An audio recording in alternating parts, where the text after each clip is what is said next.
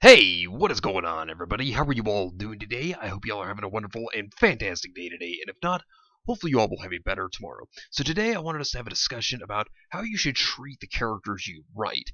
And when looking at RWBY, there have been some issues, and I feel that a lot of characters have been mistreated and not really written well. And I really want to talk about the ways that characters should be written and how you should handle your characters. Because, let's be real, I feel like Miles and Carrie have really messed up some things.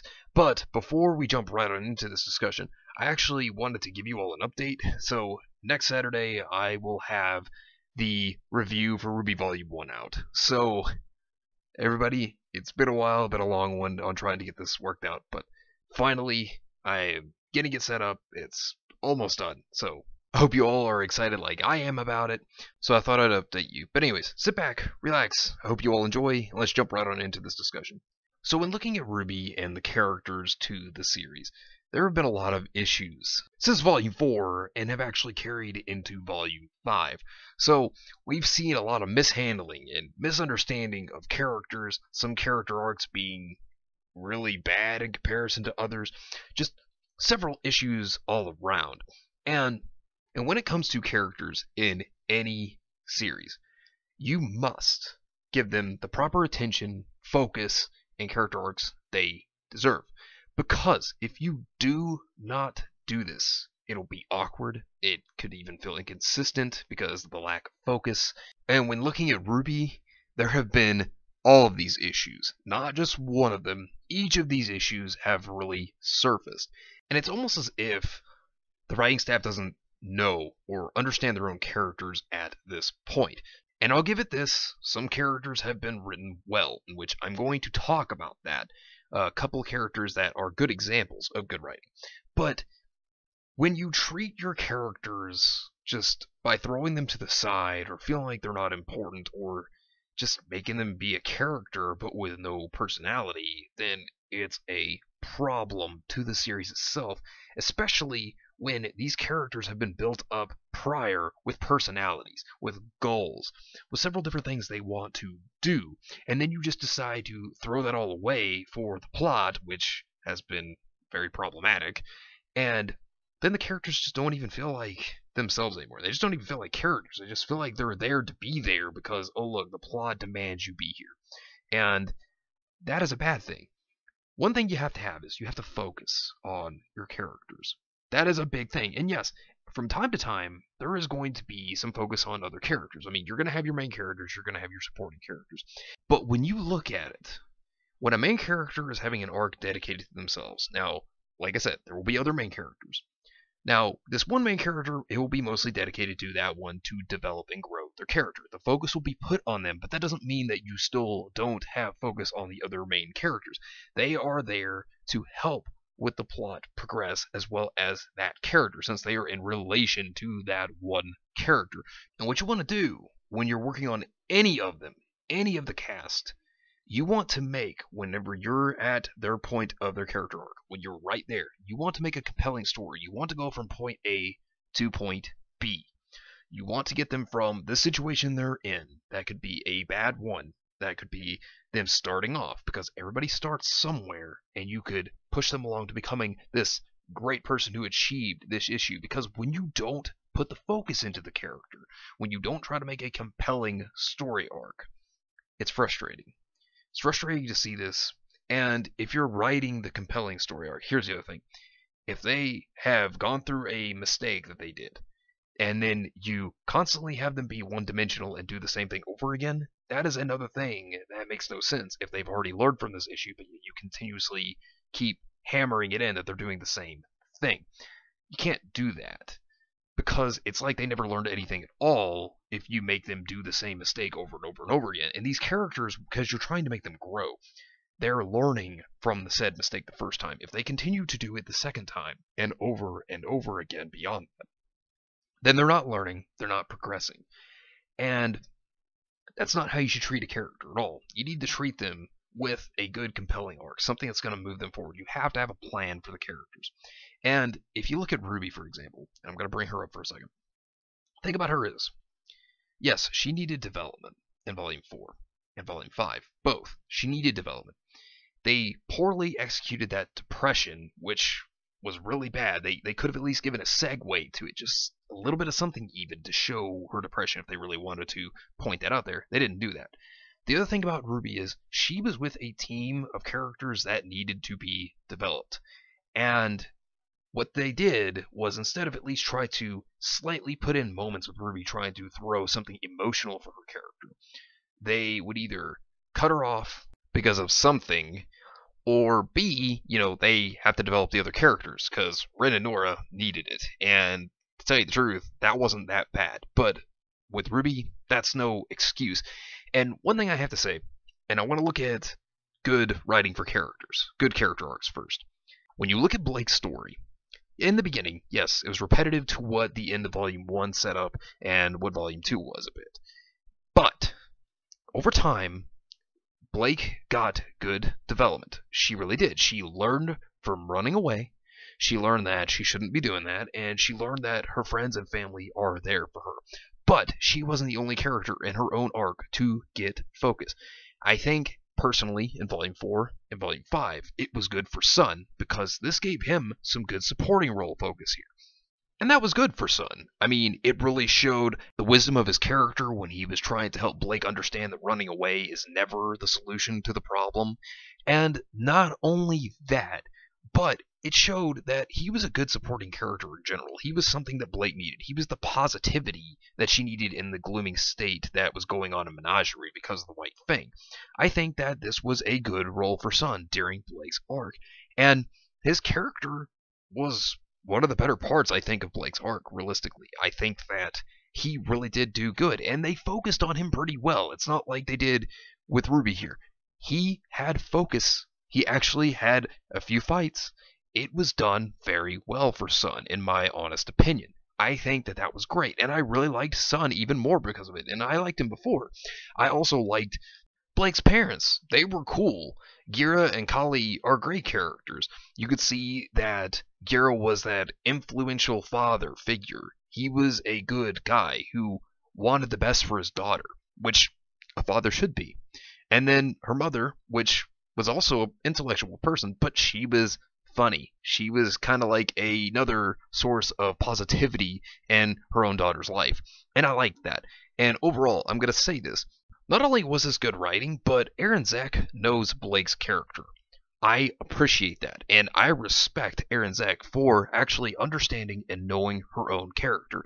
And overall, Blake overcame her problems. That's the biggest importance that this arc really led on to. She actually decided to fight back and not leave her friends behind. She did an excellent job. I think this arc was well written for Blake. And Weiss's arc, which I've talked about before, but I'm going to bring it up here as another good example. Weiss had a good arc because it finally taught us why she was so cold towards others in the beginning. It taught us why she was lonely and why she had a hard time trusting people, and this was a great example, showing her abusive alcoholic father being nothing more than a controlling person, her brother also betraying her for her father because he's a little suck up to his father. And then, of course, you have Klein, who was a great supporting role for Weiss. He was her positive shine in her down times. And that is a great thing, to see that, yes, he's a character, and he had individuality because of his multiple personality disorder. And I have to say, I like that about him. He's a character. He felt like a character. And that's what you want to do when you're making characters also, is you want to make them individual. You want to make them other characters. And that goes the same for Blake's arc too. Each character felt like a character. They had their own individual characteristics that made them somebody. And then here you are with Weiss's arc. Her father. He is obviously classified as an alcoholic control freak. There you go. That's a characteristic. You have Whitley, who seems to suck up to their dad, and was conniving. He made Weiss believe that he was on her side. That's a characteristic, and that's his individuality there. And, of course, you had Klein with his multiple personality disorder, but at the same time, he was a positive role in Weiss's life. That is good. Individuality is a good thing to have in characters. You want characters to have personalities. You want them to have character traits. Because if they're just there to be there, then it's not entertaining. And to see Weiss grow and to be there for Yang, even though Yang's arc It's not really that great. But to see what she did there to even be there for Yang, it shows how far she's come as a person, and that's what makes her arc so good. Not just that, but Weiss is finding herself. She is finally getting to be free like she always wanted, and it's really good, and it's a relatable character arc. People can relate to Blake and to Weiss, and that's what makes their arc so good. And the characters in them had their own individual traits, and that was great. Now, to look at some of the bad, Raven, for example, and I know some people like Raven, and that's fine if you do. I'm not saying you're wrong if you like her. I'm not saying you're wrong if you don't. But Raven had been built up to be a dangerous character. And she also had viewpoints that Crow did not agree with. But the thing here is, even though she was built up to be a dangerous character, it didn't really feel like that. And in the beginning, when we first saw her, the thing you have to think about, Neo was afraid of her. And to think about how powerful Neo was, and then you see Raven just burst in, and you see that precious little ice cream girl's face change from being happy about getting ready to take down Yang and kill her, and then be just terrified, just have this fear strike her all at once, and her just leave. That was something that was impressive. It makes you think, oh wow, Raven seems like a threat. She seems very intimidating. And you have to have plans for a character, and you could tell that by this moment here, Monty had plans for Raven. And you could tell he was excited to work on Raven. But as time progressed forward, the whole idea of her being dangerous and the mentality of the strong live, the weak die doesn't exist. It doesn't even get focused on at all. It's not like it's even there. It's like it was just completely thrown out the window, and this is a different Raven entirely. It's inconsistent, and you can't do that when you're writing a character.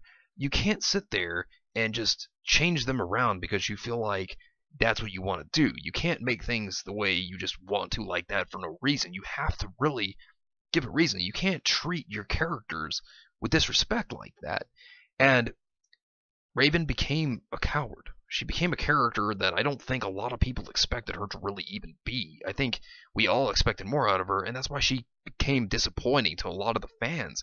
And one thing that this leads me to, the biggest part of how you should treat your characters, treat them with love and respect.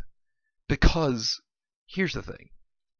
These characters, yes, they may be fictional characters, but the biggest thing is you have to love these characters in a certain way or form. You have to respect them when you're making their character arcs. You have to really, when you're writing them, big thing here is you have to plan for them, as I said. You have to have focus, as I said. You have to have all these things. And you know when the right time is to focus on these characters. And you have to give them the treatment they do deserve. You can't just throw certain characters away because you feel like, oh look, we're at this point in the plot, we're just going to focus on this one and throw this one out. Because that's disrespecting the other character, especially if they're close to the plot and the cast. They themselves have a relationship with the other members, and individuality is another thing. When you love these characters, you get individuality here. Each character is known for their different traits. That's what makes them unique. You want to have uniqueness in your characters. And that's the thing. When I looked at RWBY back in the past, I saw so many unique and colorful characters with their different personalities and different things they wanted to do. But as time moves forward, volumes 4 and 5 made them not really feel so much like that. Some of them did retain characteristics, and then some of them felt like they were just dropped. And it's like the characters were not understood at all, like they were misunderstood entirely by the very same writers who have been over here writing it since volume 1. And it's sad, because each of these characters need to have love thrown into them. They need to have the right, proper treatment thrown into them. Because if you don't respect your characters, then you probably just don't care about writing for them. And when you don't care about writing for them, you're not going to care about their likes, dislikes, their personality. You have to treat them like they're another living being. That this is a fictional world you may be writing for, but you have to treat them like they're real. Even though they're not, you have to treat them that way. And when you sit here and when you cut off their individualities and you don't have love or respect for these characters, then you don't want to write anything for them. As a matter of fact, you will just rush past their story like it doesn't matter. You will act like these characters are not important. You have to understand, these characters, you've brought them in for a reason. And writing them is very important. It is. And here's another thing, and this goes back to a lot of other stuff. Not just protagonists need this love, but antagonists do too. And I know that there are antagonists in RWBY that people do not like, and if you don't like certain characters, that's fine. That's okay. But when you're writing these characters, in which you have to understand, each of these characters deserve a chance to have their story told. They need to have a compelling story also, just like the protagonist characters. These antagonists need to have reasons why they became the way they became, why they're doing what they're doing. And even if you don't love some of these characters, they deserve a shot at having a story too. They need to have a story also. And if you have antagonist characters, just like protagonists, that don't have love or respect, then you're just going to get bland, boring characters, or characters that fit the same critique, that just fit the same motive, and they're never going to change. And the thing is, which Miles basically acts like he doesn't care for the antagonist. What that's going to lead to is antagonists are probably going to be written poorly, and then they're just going to be off like it's no big deal. And that's a problem, because the antagonist, as much as a protagonist to any series, contributes. They have a big amount to contribute to. And you have to respect that. Even if you don't like the character you're writing, you have to understand that they contribute something, that they are important, and they have to be consistent with the character that they have been set up from the beginning. You have to keep them consistent. And antagonists can go through development just like protagonists can. It can lead them to a more evil route. It can lead them to a more good route. You know, there are so many things that can also be done with their characters. And also, time and effort has to be put into their thoughts as well. So it's not just protagonist, but it's also antagonist. And not every time is the protagonist going to win. It doesn't mean it's a bad thing to let the antagonist win from time to time. It's not bad to show that, because in reality, the hero doesn't always win. And that is the reality of the world. And then you set this up for the hero to try to move forward and try to take on this antagonist after they have succeeded. That's what you want to try to do if you set it up to where the antagonist wins at a certain point. But you have to have it fair and equal. You have to treat each character like they matter. You have to treat them like they are another person. And even though they're fictional, yes, but you gotta treat them right. Because if you throw them aside, you just power scale them down because you think that's the best thing to just get them out of there, whatever it may be. That's not okay. It's not okay to treat them like that. And maybe, and just maybe, there's been something to be learned from this. Maybe RWBY Volume 6 can change. Maybe it can be the change as the recording of this video, since Volume 6 hasn't come out yet. But what they need to understand, the writers need to understand that each character is important. And they need to be treated with love and respect, with good focus, good consistency, and good storytelling. A compelling story that gets them from point A to point B in the end. And that's a big thing. Because we love these characters. And we want to see good things out of them. We don't want to see them drop and get worse over time. We want to see them excel. We want to see the series in general excel and become better and improve and go beyond its limits. And it has so much potential. And these characters have so much potential. It's just, there needs to be love and respect for these characters, and they need to be written well. But anyways, I'll be back again on Tuesday. Let me know what you think down below. Whether you agree or you disagree, let me know down below. But anyways, thank you all for watching. I hope you all enjoyed, and if you did enjoy, hit the video with a like, subscribe if you want to see more content like this, and share this with your friends if you found this informative or useful. Well, anyways, I hope you all have yourselves a wonderful and fantastic day today, and remember, if today was not a good day, tomorrow could always be better. Take care of yourselves and everyone around you, and have yourselves a good one out there, everybody.